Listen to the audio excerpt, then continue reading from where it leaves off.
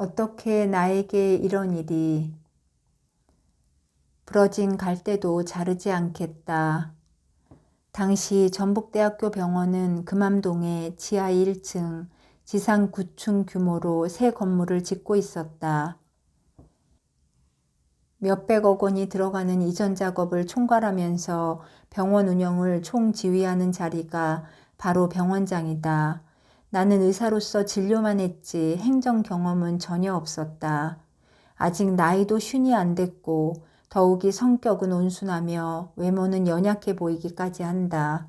이런 점들이 병원장 감으로는 영 미덥지 않게 비춰졌나 보다. 임명장을 받고 나서 선임 병원장에게 인사를 드리러 갔다.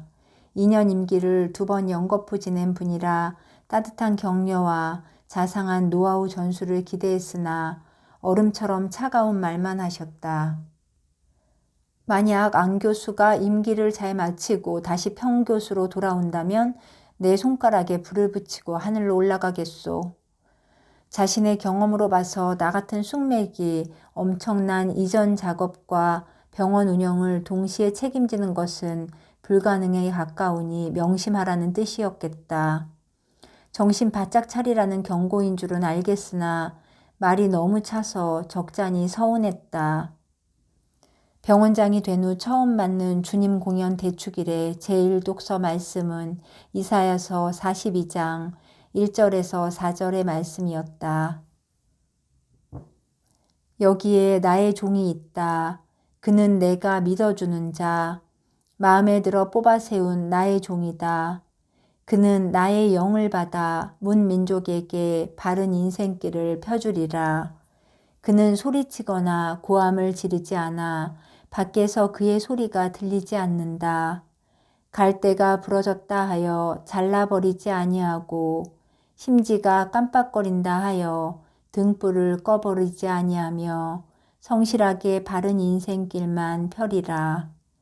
그는 기가 꺾여 용기를 잃는 일이 없이 끝까지 바른 인생길을 세상에 펴리라. 그래, 바로 이거야. 나는 이 성경 구절을 타자기로 쳤다.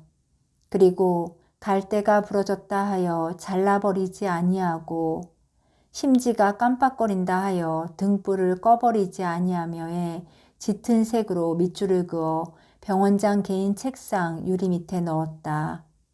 임기 2년 동안 내 경영 철학은 이 구절에 있다고 다짐하면서 어떤 어려운 일이 생겨도 800여 명에 달하는 직원 중에 잘못한 사람이 나온다 해도 절대 그 잘못 때문에 직원을 해임시키지 않으리라 마음먹었다. 하지만 대규모 종합병원을 병원장 혼자 운영하는 건 아니다. 결심을 한 지 꼭 일주일 만에 내 뜻과는 정반대로 한 직원이 자리를 잃었다. 서울 출장을 앞두고 바쁘게 일 처리를 하는데 관리 책임자가 긴급한 의논이 있다고 했다. 어떤 직원이 근무 시간 중에 마음대로 밖에 나가 술을 마시고 다음 날엔 출근도 하지 않을 정도로 기강이 풀어졌다는 것이다. 그 직원의 해임 서류를 총무처에 보내겠다고 했다. 하느님께 약속드린 말씀도 있고 해서 관리자를 말렸다. 출장 마치고 돌아올 때까지 기다려달라. 그 직원과 내가 면담을 한 뒤 처리하자고 신신당부하고 출장을 떠났다. 서울 일을 끝내고 전주로 돌아온 날 밤이었다. 집으로 전화가 오기에 받았더니 엄청난 욕설과 협박이 쏟아졌다. 칼로 당신을 찔러 복수하겠다. 왜 7급 국가공무원인 나를 당신이 새로 병원장이 되자마자 잘라버리냐는 것이었다. 무슨 일인지 짐작이 갔다. 총책임자인 나의 결재도 없이 직원 해임이 처리된 것이다. 며칠 뒤 병원장실에서 문제의 직원과 면담을 가졌다. 그는 응접실 탁자 위에 칼을 꽂은 채 별별 위협에 욕지거리까지 갖은 협박을 다했다. 설득 또 설득해서 그분 친동생을 재취업시키는 선에서 겨우 일을 마무리 지었다. 끝도 없는 욕설과 협박을 견디기란 정말 힘든 일이었다. 우욱 화가 치밀어 오를 때마다 순간순간 주님께 기도하면서 사랑과 인내로 참담한 공갈을 참아냈다. 나중에 보니 욕먹는 선에서 일이 끝나면 그나마 다행이었다. 병원장이 되고 채 2달이 지나지 않아 또다시 예기치 못한 일이 터졌다. 철부지 교만의 극치라고 할까? 너무 순진하다고 해야 할까? 내 제자인 넷과 수련회 중 한 명이 50대의 병원 직원과 무슨 일로 옥신각신하다가 그분 뺨을 때린 것이다.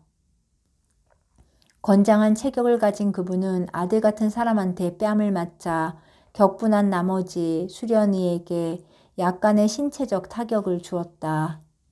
이에 수련이 140여 명이 똘똘 뭉쳐 소리소리 지르며 파업에 들어갔다. 의사를 때린 직원을 내보내라. 안 그러면 근무를 못하겠다는 것이었다.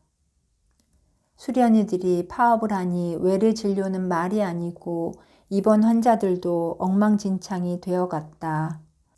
신문들은 날마다 대서특필, 임명권자는 매일 전화로 나를 다그치며 빠른 수습을 독촉했다.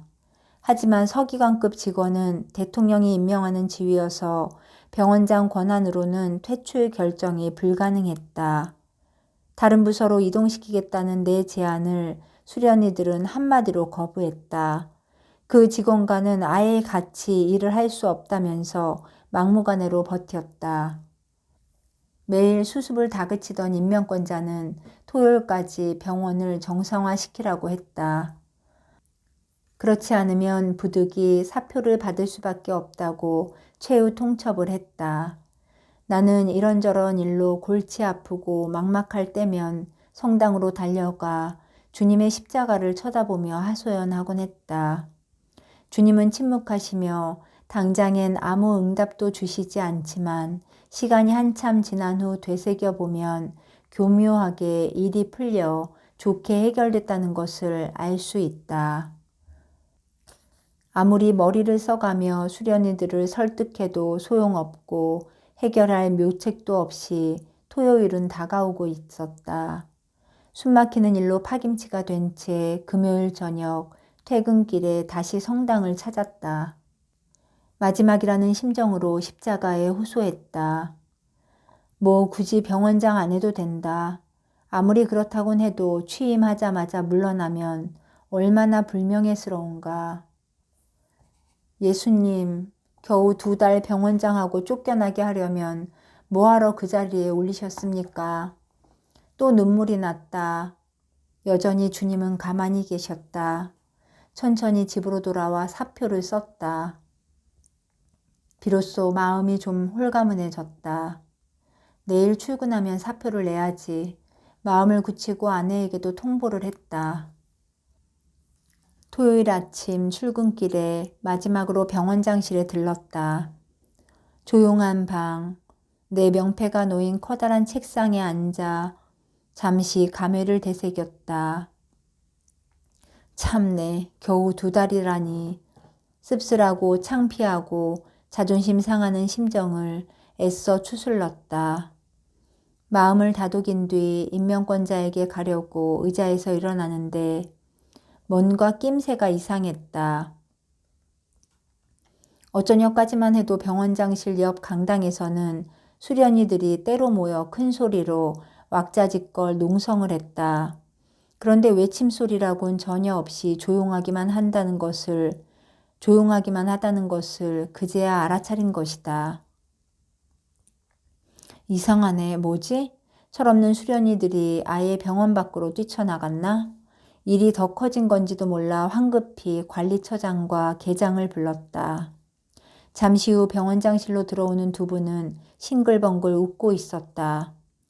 나는 어안이 벙벙했고 원장님, 어떻게 이런 일이 있을 수 있나요? 뭔데요? 대체 무슨 일이죠? 밖이 왜 이렇게 조용해요? 아니, 갑자기 문교부에서 인사발령이 내려왔어요. 수련이들이 내보내라던 그분이 다른 대학병원으로 발령이 났어요. 소식을 듣고 수련이들도 농성 풀고 다 제자리로 돌아갔습니다. 참 다행이에요, 원장님. 제가 꽤 오래 근무를 했지만 이런 인사발령은 처음 봤습니다. 안도의 한숨과 웃음이 같이 터져 나왔다. 대체 얼마 만에 웃어보는 건지. 그게 다가 아니었다. 옮겨가는 그분 대신 우리 병원으로 오게 된 직원의 서류를 훑어보다가 나는 소스라치게 놀랐다. 한 달 전쯤이었다.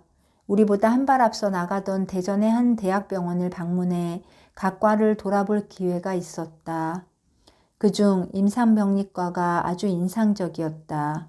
책임자가 얼마나 통솔력과 책임감이 뛰어난지 한눈에 알 수 있었다. 그분 명함을 받고 전화번호를 따로 수첩에 적으면서 너무 탐이 나서 말했다.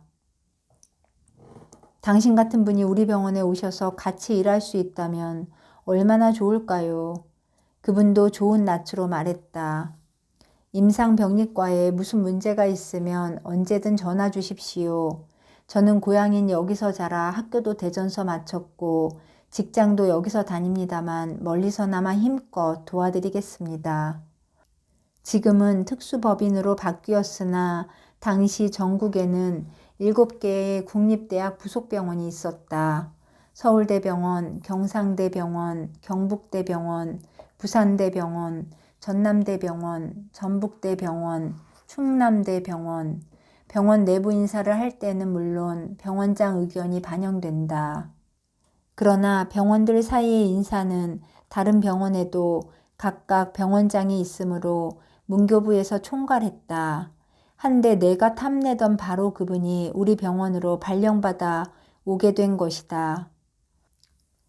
어떻게 이런 일이 일어날 수 있을까 놀랍지 않을 수 없었다. 철없는 수련의가 문제를 일으켜 고생은 좀 했다.